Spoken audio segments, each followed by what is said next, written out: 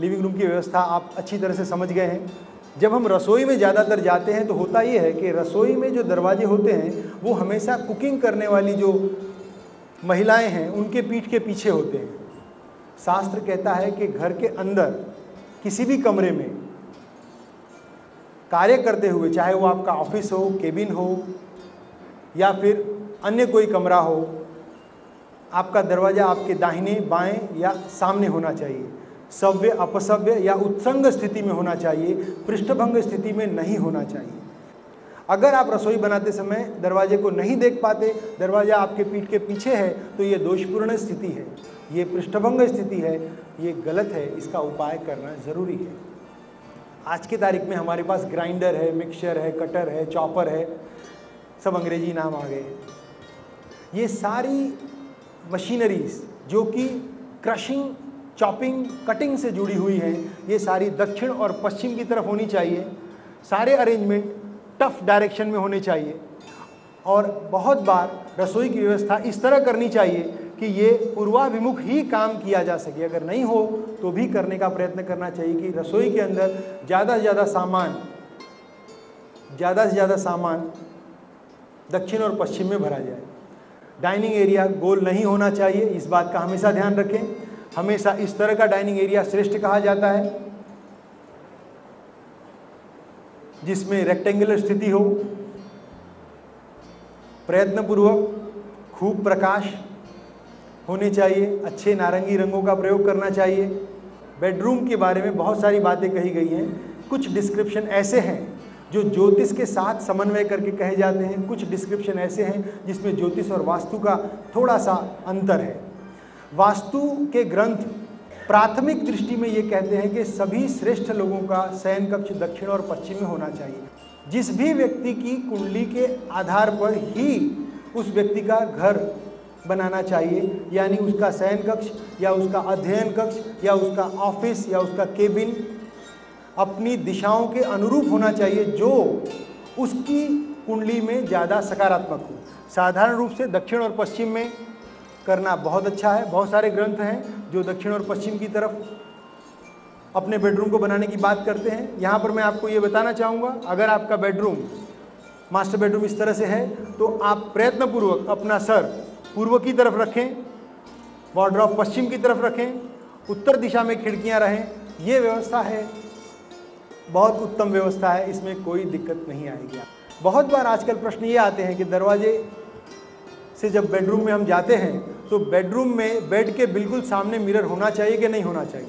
सामने नहीं होना चाहिए ऐसा सब कहते हैं। साइड में चलेगा क्या? ये भी नहीं चलेगा, इसको भी सामने कहा जाता है। ये दोषपूर्ण स्थिति है।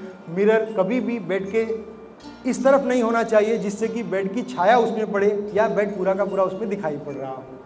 लाइब्रेरी प्रयत्नपूर्वक आप हमेशा इस तरह से व्यवस्था करें कि आप बैठें, दरवाजे की तरफ देखते हुए पढ़ें, यानी उत्तर दिशा और पूर्व दिशा की तरफ देखते हुए पढ़ें, और आपकी अलमारी जिसमें किताबें रख रहे हैं वो पश्चिम या दक्षिण की तरफ रहे, जिससे कि आपका स्टडी बहुत ही बढ़िया हो। हम 4 स्टेजेस पर वास्तु को देखें: भूमि, भवन, भवनांग और भवन भूषा।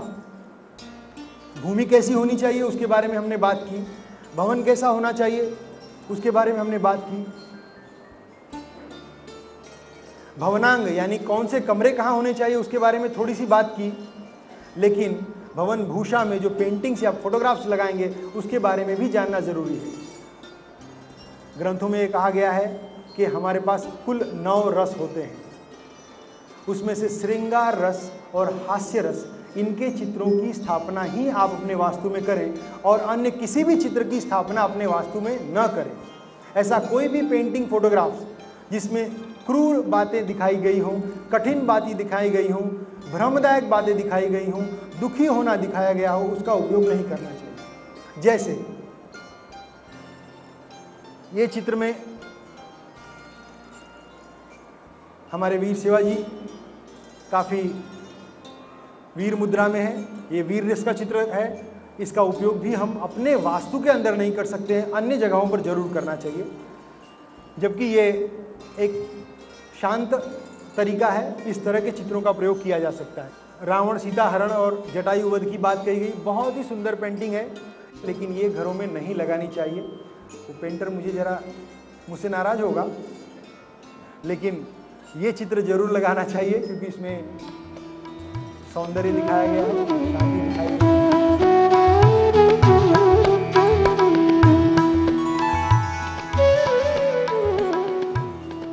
मैं ये पूछना चाहती हूँ कि अभी घर शिफ्ट किया है और शिफ्ट करने के बाद ये देखा है कि बच्चे थोड़ा सा ज़िद्दी और सुनते नहीं हैं, तो क्या ये वास्तु दोष है, और अगर है तो इसका क्या किया जा सकता है? हाँ बिल्कुल, ये जो प्रश्न है बहुत ही रिलेवेंट प्रश्न है कि अभी थोड़े दिन पहले अगर किसी ने घर शिफ्ट किया है और घर में जाने के बाद बच्चे जो मान नहीं रहे हैं बात और बहुत ज़्यादा ज़िद्दी हो गए हैं, तो क्या ऐसी बात है? ज़्यादातर स्थिति ऐसी बनती है कि हम गलती से बच्चों का बेडरूम दक्षिण और नैऋत्य दिशा में करते हैं, जो कि हाईली रिस्पॉन्सिबल जोन होता है, और ऐसे जोन में अभी जाने की उनकी स्थिति नहीं है। और अगर इस तरह से हमने वहाँ पर बना दिया है तो बहुत बार बच्चे अपने आप को ज़्यादा जिम्मेदार समझने लगते हैं और हर छोटी छोटी बात में जिद करने लगते हैं। ये वास्तु दोष के रूप में भी देखा जा सकता है, लेकिन पूरी तरह से ये वास्तु दोष ही है ऐसा नहीं है। बहुत बार व्यवहारिक बातें भी उसके अंदर आती हैं, उनका भी समावेश हमको अपने जीवन में करना चाहिए। जी, मैं सोसाइटी के बारे में पूछना चाहता हूँ, क्या सोसाइटी के अंडरग्राउंड वाटर टैंक हम मेन गेट के सामने रख सकते हैं? ऐसा है कि अंडरग्राउंड वाटर टैंक हमको जल तत्व की दिशा में रखना है, यानी उत्तर दिशा और ईशान्य दिशा में अंडरग्राउंड वाटर टैंक बनाना है।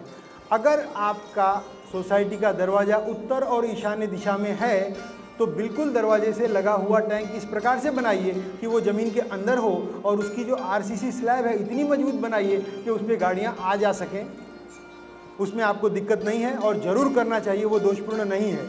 मंदिर कौन सी दिशा में होनी चाहिए? अगर वो साउथ वेस्ट दिशा में रखे तो क्या ठीक होगा? मंदिर एक बड़ा अजीब सा विषय है। लोग जहाँ भी जाते हैं पहले यही कहते हैं, शर्मा जी हमारा मंदिर देख लो, मंदिर बराबर है तो फिर सब बराबर है। ठीक है, मंदिर इतना ही इम्पॉर्टेंट है जितना कि व्यक्ति। मंदिर की दिशा सभी ग्रंथों ने ईशान्य कही गई है, ईशान्य दिशा में मंदिर होना चाहिए। प्रसाद मंडन ग्रंथ है जिसके अंदर मंदिर की व्यवस्था के बारे में बताया गया है। पूर्वाभिमुख या परांगमुख पूजा करनी चाहिए, ये भी हमेशा कहा गया है। लेकिन मैं आपको ये भी बता दूं कि मंदिर 8 दिशाओं में हो सकता है। ये आपके आवश्यकता के आधार पर है। मैं आपको संक्षेप में बताना चाहूँगा, ईशान्य में अगर मंदिर रखा हुआ है तो ये करुण रस का द्योतक है, करुणा या प्रेम की वृद्धि करता है। उत्तर दिशा में मंदिर रखा है और उत्तराभिमुख पूजा करते हैं तो ये सिद्धिदायक होता है। वायव्य दिशा में अगर आपने मंदिर रखा है तो इसमें आरोग्य की स्थिति बनती है, यानी आप बीमार हैं और ठीक होना चाहते हैं तो आप जो भी प्रार्थना या पूजा करते हैं वायव्य दिशा में करते हैं। और यहाँ तक कि हॉस्पिटल्स वगैरह में भी मंदिर की व्यवस्था वायव्य दिशा कही गई है। घरों में हमेशा ईशान्य दिशा करना चाहिए।